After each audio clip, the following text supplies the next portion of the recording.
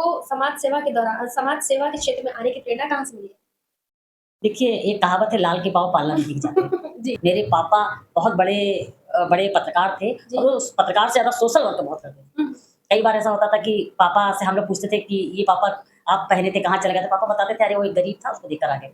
तो मैंने ये प्रेरणा अपने पिताजी से ली। स्वधार गृह सन 2002 में शुरुआत हुआ था। देखिए, कोई भी कहते हैं ना, अकेला चना भार नहीं झुकता है। एक टीम वर्क है ये। शक्ति सदन या स्वधार गृह में वही महिलाएँ आती हैं, जो पीड़ित होती हैं, प्रताड़ित होती हैं, किसी भी कारण से परेशान होती हैं, वो महिलाएँ वहाँ आती हैं। उनको काउंसलिंग के माध्यम से अलग-अलग तरीके से समझा-बुझाकर उनको रखा जाता है, शांत करके काउंसलिंग करते हैं, समझाते हैं कि अगर बच्चा अपनी जान में कटौती कर देगा, तो जान को काट के नहीं फेंकते हैं। 8 मार्च को पूरे दुनिया अंतर्राष्ट्रीय महिला दिवस मना रही है। इस दिन महिलाओं की उपलब्धियों और उनके संघर्ष को सम्मान देने का प्रयास किया जाता है।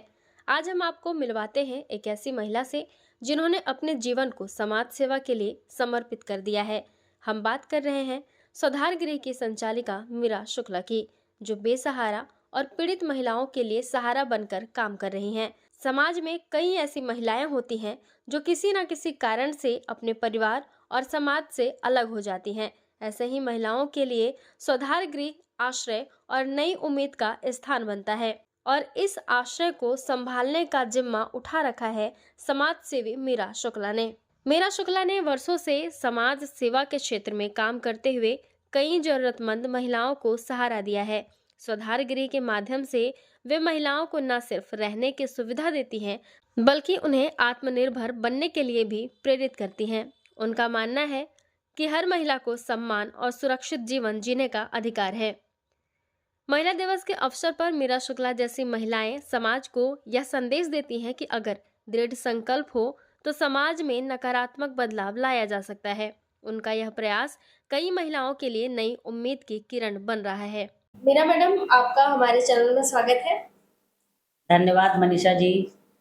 मैडम, मेरा एक सवाल है कि आपको समाज सेवा के क्षेत्र में आने की प्रेरणा कहाँ से मिली? देखिए, एक कहावत है लाल के पाँव पाला में दिख जाते हैं। जी। तो समाज और ये जो प्रेरणा की बात कर रहे हैं, जब आपके घर में जिस टाइप का माहौल रहता है, आपके बच्चे भी कहीं न कहीं 80% उसी रास्ते पे चलते हैं। मेरे घर का माहौल इसी प्रकार का था। मेरे पापा बहुत बड़े पत्रकार थे जी। और उस पत्रकार से ज़्यादा सोशल वर्क बहुत करते थे। हुँ। कई बार ऐसा होता था कि पापा से हम लोग पूछते थे कि ये पापा आप पहने थे, कहाँ चले गए थे? पापा बताते थे, अरे! वो एक गरीब था, उसको देख कर आ गए। तो मैंने ये प्रेरणा अपने पिताजी से ली। सुधार गृह की शुरुआत आपने कैसे की? सुधार गृह सन 2002 में शुरुआत हुआ था। ये एक बस हमारी एक देखिए, कोई भी कहते हैं ना, अकेला चना भार नहीं झुकता है। एक टीम वर्क है ये। एक टीम ने मिलकर इस सुधार गृह को चलाया हुँ। और सन 2000 से लेके आज तक चला आ रहा है। बस उसके नाम परिवर्तित हो गए हैं। हुँ। पहले सुधार गृह था, फिर अल्प आवास गृह हुआ, शॉर्ट स्टॉप, ऐसे करके आज जो शक्ति सदन के नाम से जाना जाता है। हाँ। जो महिलाएं सुधार गृह में आती हैं, उनकी स्थिति परिस्थिति क्या होती है उनकी? देखिए, शक्ति सदन या सुधार गृह में वही महिलाएँ आती हैं, जो पीड़ित होती हैं, प्रताड़ित होती हैं, किसी भी कारण से परेशान होती हैं, वो महिलाएँ वहाँ आती हैं। जब वो महिलाएँ वहाँ आती हैं, हुँ। तो उनको सबसे पहले मानसिक स्थिति उनकी सही करना हम लोग का काम होता है। जी। उनको शांत करना ये हमारा काम होता है। कई बार महिलाएँ ऐसी आ जाती हैं जो बिन ब्याही माँ बन गई हैं, एक नहीं 2-2 बच्चे की माँ बन गई हैं, हुँ। या लव अफ़ेयर, या फिर अंतरजातीय विवाह, या किसी दूसरे राज्य से इस राज्य में आ गए, हुँ। या देह व्यापार, ऐसे बहुत किस्म की महिलाएँ आती हैं। उनको काउंसलिंग के माध्यम से अलग-अलग तरीके से समझा-बुझाकर उनको रखा जाता है, शांत करके उनको रखा जाता है। उनको घर भी बहुत सारी महिलाएँ हैं जो घर गई हैं आपके यहाँ से और आपके काउंसलिंग के माध्यम से। तो उनको उनके पुनर्वास के लिए क्या करती हैं? देखिए, समझ ही नहीं आ रहा है। हमारे यहाँ जो महिलाएँ पुनर्वास हम लोग करते हैं और घर जाती हैं, तो उनके जो महिला आई, उस महिला के पेरेंट्स, उनके माता-पिता को बुलाया जाता है। उनको कई बार ऐसा होता है कि पेरेंट्स अपनी बच्ची को घर ले जाना नहीं चाहते हैं, क्योंकि अगर ये घर जाएगी, तो फिर उस लड़के के साथ चली जाएगी, या फिर ये बदनामी होगी, समाज हमको समाज से अलग कर देगा। फिर उनके पेरेंट्स की हम लोग एक नहीं कई कई राउंड काउंसलिंग करते हैं, समझाते हैं कि अगर बच्चा अपनी जान में कटौती कर देगा तो जान को काट के नहीं फेंकते हैं, उसको सही धोते बात हैं। हमारा बच्चा है, आपकी बच्ची है, आपने इसको पाला पोसा, आपका ब्लड है, तो इसको अपने साथ ले जाइए और ये यहाँ पर रही, हम लोगों ने इसको समझाया है, अभी अच्छे से रहेगी। फिर पेरेंट्स अपने घर ले जाते हैं। मतलब इस प्रकार से एक पुनर्वास का एक एक छोटा-सा कारण ये प्रक्रिया भी है, है। हाँ, प्रक्रिया ये भी है कि हम जिस कारण से महिला आई है, जिस कारण से लड़की हमारे पास आई, उसको हम लोग पुनर्वास कर देते हैं, घर चले इसमें जाते हैं। बहुत इसके सारी साथ-साथ माताएँ इसके साथ-साथ कुछ महिलाएँ पढ़ना चाहती हैं, तो उनको पढ़ाते भी हैं। वो ओपन से अपना परीक्षा देती हैं। बहुत सारी बच्चियाँ हैं जो जब आई थी तब उन्होंने फॉर्म में स्वधार गृह में अंगूठा लगाया था। जी। आज जो ग्रेजुएशन हो चुकी हैं, पढ़ाते हैं, उनको ट्रेनिंग देते हैं। जो पढ़ी-लिखी नहीं उसको अचार, बड़ी, पापड़ बनाने की ट्रेनिंग दी जाती है। जो थोड़ा बहुत पढ़े हैं उनको कंप्यूटर की ट्रेनिंग या लिखा-पढ़ी की ट्रेनिंग देते हैं। या जो फॉल है, पीको है, साड़ी बनाना, ये सारी बहुत सारे ट्रेनिंग्स हैं जिनको देकर उनको उनके पैरों पे खड़ा करते हैं और फिर उनको रिस्टोर कर देते हैं। उनको फैमिली से मिलाने में और उनको फैमिली के पास भेजने में या फिर रखने में किस तरह की चुनौतियाँ आती हैं? फैमिली से मिलाने में और रखने में तो कोई चुनौती, कई बार क्या होता है थोड़ा-सा मंद बुद्धि यदि कोई महिला आ जाती है, तो जो बुद्धिमान ज़्यादा बुद्धिमान महिला है, उससे नहीं वो हो पाता, तालमेल नहीं बैठ पाता है, तो दोनों को अलग-अलग समझाना पड़ता है, ऐसा नहीं करना है। ऐसे चुनौतियाँ तो देखिए कोई भी आप काम करोगे तो बिना चुनौती के तो काम बेकार है। चुनौतियाँ तो आती हैं, उसका सामना भी हम लोग करते तभी हैं, काम करने में मज़ा भी आता है। मज़ा भी आता है।